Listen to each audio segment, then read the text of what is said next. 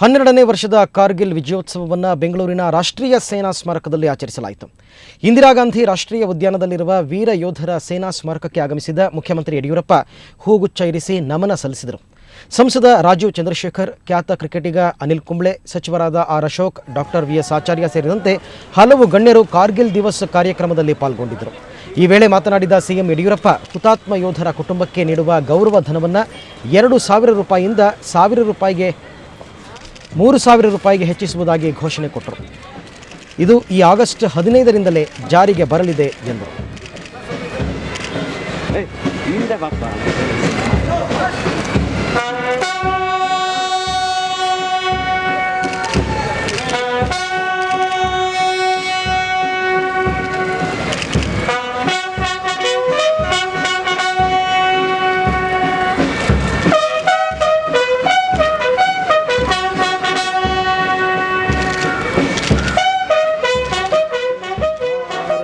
भाग्य विधाता पंजाब सिंधु गुजरात आठा द्राविड उत्कल वंगा विंध्य हिमाचल यमुना गंगा उच्चल जलधि तरंगा तव शुभ नामे जागे तव शुभ आशीष मागे गाहे तव जय गाथा जनगण मंगलदायक जय हे भारत भाग्य विधाता जय हे जय हे जय हे जय जय जय जय हे।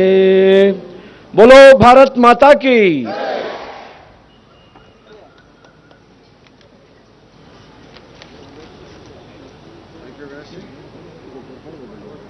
Now I request everyone to proceed for the refreshment. The guest on the stage to the right, all the other guests to the right side, and the school children and the student behind the statue. Thank you.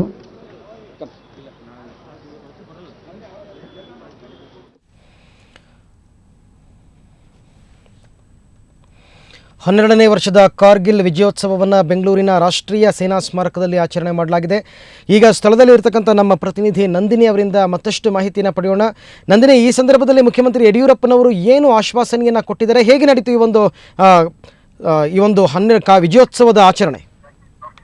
Arvind, ನಮ್ಮೆಲ್ಲರಿಗೂ ತಿಳಿದಿರೋ ಹಾಗೆ ಭಾರತೀಯರೆಲ್ಲ ಹೆಮ್ಮೆ ಪಡಬೇಕಾಗಿರುವಂತಹ ದಿನ ಇವತ್ತು.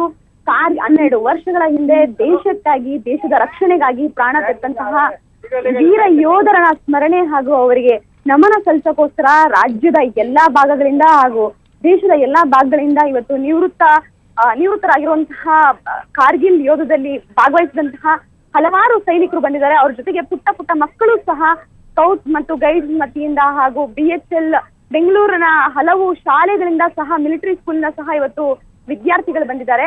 ಈ ಸಂದರ್ಭದಲ್ಲಿ ನಮ್ಮ ರಾಜ್ಯದ ಮುಖ್ಯಮಂತ್ರಿ ಯಡಿಯೂರಪ್ಪನವರು ಇಷ್ಟು ದಿನ ಕಾರ್ಗಿಲ್ ಯುದ್ಧದಲ್ಲಿ ಹಾಗೂ ಕಾರ್ಗಿಲ್ ಯುದ್ಧದಲ್ಲಿ ಹುತಾತ್ಮರಾದಂತಹ ವೀರ ಯೋಧರ ಗೌರವಧನ 2,000 ಇತ್ತು. ಈ 2,000ವನ್ನ 3,000 ಹೆಚ್ಚಳ ಮಾಡಲಾಗಿದ್ದು, ಇದೇ ಆಗಸ್ಟ್ 15ರಿಂದ 5,000 ರೂಪಾಯಿ ವೀರ ಯೋಧರ ಕುಟುಂಬದವರಿಗೆ ಗೌರವಧನ ಸಿಗಲಿದೆ ಅನ್ನುವಂತಹ ಒಂದು ಆಶ್ವಾಸನೆ ನೀಡಿದ್ರು. ಅರವಿಂದ್. ಓಕೆ ನಂದಿನಿ, ಧನ್ಯವಾದ ತಮ್ಮ ಎಲ್ಲ ಮಾಹಿತಿಗಾಗಿ. ಇದೇ ವೇಳೆ ಮಾತನಾಡಿದಂತಹ ಮುಖ್ಯಮಂತ್ರಿ ಯಡಿಯೂರಪ್ಪ, ಹುತಾತ್ಮ ಯೋಧರ ಕುಟುಂಬಕ್ಕೆ ನೀಡತಕ್ಕಂಥ ಗೌರವ ಧನವನ್ನು 2,000 ರೂಪಾಯಿಯಿಂದ 3,000 ರೂಪಾಯಿಗೆ ಹೆಚ್ಚಿಸಿರುವುದಾಗಿ ಘೋಷಣೆ ಮಾಡಿದರು. ಇದು ಈ ಆಗಸ್ಟ್ 15ರಿಂದಲೇ ಜಾರಿಗೆ ಬರುತ್ತೆ ಅಂತ ಹೇಳಿದರು. 1999ರಲ್ಲಿ 73 ದಿನಗಳ ದೀರ್ಘ ಕದನದ ನಂತರ ಜುಲೈ 26ರಂದು ದುರ್ಗಮವಾದ ಕಾರ್ಗಿಲ್ ಪ್ರದೇಶದಲ್ಲಿ ಭಾರತಕ್ಕೆ ಯೋಧರ ಹೋರಾಟದ ಪರಿಣಾಮ ಪ್ರಚಂಡ ಗೆಲುವು ಸಿಕ್ಕಂಥದ್ದು ನಮಗೆಲ್ಲ ಗೊತ್ತಿರುವಂಥ ಸಂಗತಿ. ಆ ಗೆಲುವಿನ ಹಿಂದೆ 500ಕ್ಕೂ ಅಧಿಕ ದೇಶಭಕ್ತ ವೀರ ಯೋಧರ ಬಲಿದಾನವಾಯಿತು. 1700ಕ್ಕೂ ಅಧಿಕ ಯೋಧರು ಗಾಯಗಳಾಗಿ ನೋವು ನಲಿವುಗಳಲ್ಲಿ ತತ್ತರಿಸಿ ಹೋದರು. ಈ ಯೋಧರ ತ್ಯಾಗ ಹಾಗೂ ಬಲಿದಾನಗಳು ನಮ್ಮೆಲ್ಲರಿಗೂ ಪ್ರೇರಕ ಶಕ್ತಿಯಾಗಿದ್ದು, ಇಂದಿನ ಈ ಕಾರ್ಗಿಲ್ ದಿವಸ ಈ ಆಚರಣೆ ಮೂಲಕ ಅವರೆಲ್ಲರನ್ನ ಸ್ಮರಣೆ ಮಾಡಿಕೊಳ್ಳುವಂಥ ಕೆಲಸ ಮಾಡ್ತಾ ಇದ್ದೇವೆ. ಕಾರ್ಗಿಲ್ ಕದನದಲ್ಲಿ ವೀರ ಮರಣವನ್ನಪ್ಪಿದ ಕರ್ನಾಟಕದ 16 ಹುತಾತ್ಮ ಸೈನಿಕರ ಕುಟುಂಬಗಳಿಗೆ 2009ರಲ್ಲಿ ಗೌರವಧನವನ್ನು ತಲಾ 5 ಲಕ್ಷ ಕೊಟ್ಟಿದೆ.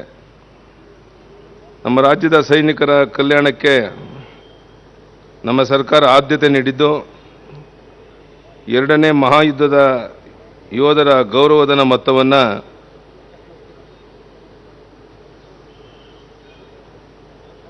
$1,000ದಿಂದ $2,000ಕ್ಕೆ ಹೆಚ್ಚಿಸಲಾಗಿತ್ತು. ಆ ಮಹಾಯುದ್ಧದ ಯೋಧರು ಮತ್ತು ಅವರ ಕುಟುಂಬದವರು ಸುಮಾರು 2,680 ಜನ ಇದ್ದಾರೆ. ಈ ಒಂದು ಗೌರವಧನವನ್ನು ಮುಂದಿನ ಆಗಸ್ಟ್ 15ರಿಂದ ಅದನ್ನು $5,000 ಹೆಚ್ಚಿಸ್ತೇನೆ. ಇದು ನನ್ನ ಕರ್ತವ್ಯ ಅಂತ ಭಾವಿಸಿದ್ದೇನೆ.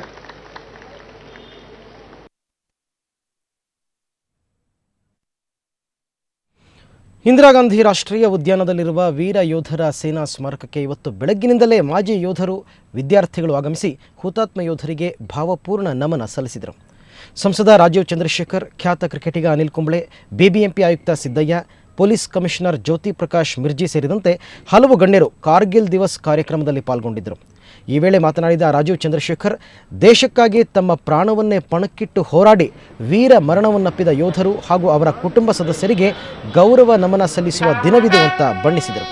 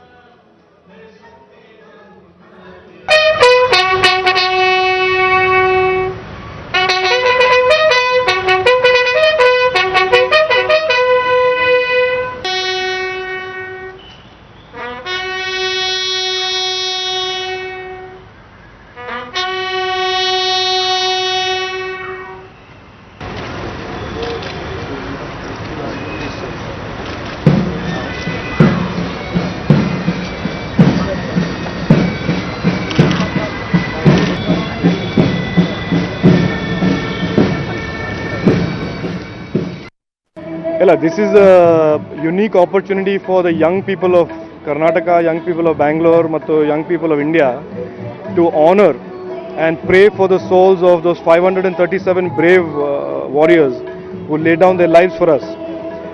ಮತ್ತು 1,370 soldiers who were wounded. This is an opportunity for us to honor them and their families. ಇನ್ನೂ ಹೆಚ್ಚು ನಮ್ಮ ಭಾರತ ದೇಶದ ಈ ರಿಯಲ್ ಹೀರೋಸ್ ಅವರು ಏನಿದಾರೋ ಅವ್ರನ್ನ ನಾವು ಖಂಡಿತ ಇಲ್ಲಿ ಬಂದು ಒಂದು ರೆಸ್ಪೆಕ್ಟ್ ಕೊಟ್ಟು ಅವರು ನಮ್ಮ ದೇಶಕ್ಕೆ ಏನು ಮಾಡ್ತಿದ್ದಾರೋ ಅದು ತುಂಬ ಸಂತೋಷ. ದೇಶದ ರಕ್ಷಣೆ ಮಾಡ್ತಕ್ಕಂಥ ಯೋಧರೇನಿದ್ದಾರೆ ಈ ದೇಶದಲ್ಲಿ ಅವರಿಗೆ ದೇವರ ಸಮಾನ. ಒಂದು ದೇವರಿಗಿಂತ ಹೆಚ್ಚಾಗಿ ನಾವು ಆ ಯೋಧರನ್ನು ನೋಡ್ತೀರಿ. ಈ ಥರ ನಮ್ಮ ದೇಶಕ್ಕೋಸ್ಕರ ಮಾಡಿದಂಥ ಸಾವಿರಾರು ಲಕ್ಷಾಂತರ ಯೋಧರೇನಿದ್ದಾರೆ ಅವರಿಗೆ ನಮನ ಸಲ್ಲಿಸ್ತಕ್ಕಂಥದ್ದು ನನ್ನ ಕರ್ತವ್ಯ ಕೂಡ ಹೌದು. ನನ್ನ ಶ್ರದ್ಧೆಯನ್ನು, ನನ್ನ ಭಕ್ತಿಯನ್ನು ಅರ್ಪಣೆ ಮಾಡೋಕ್ಕೆ ಇದೊಂದು ಸದಾವಕಾಶ.